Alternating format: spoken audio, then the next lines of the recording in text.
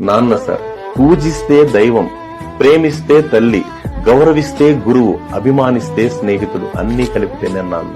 తండ్రి కొడుకును పక్కన కూర్చోబెట్టుకుని అడిగాడంట, ఒరే నాన్న, నేను చనిపోతే నువ్వు ఏడుస్తావారా అంటే, నేను ఏడవను డాడీ.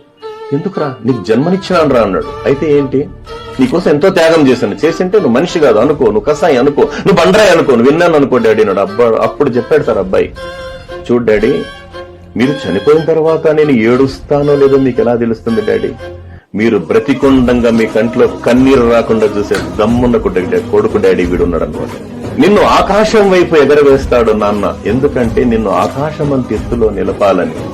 నీ వేలు పట్టుకుని నడక నేర్పుతాడు నాన్న, ఎందుకంటే నీ అనంత జీవన పయనం దిగ్విజయంగా సాగాలని. కూతురు పెళ్లి కోసం, కొడుకు చదువు కోసం మట్టి తల్లికి సలాం చేసే మహనీయుడు నాన్న. Download ShareChat.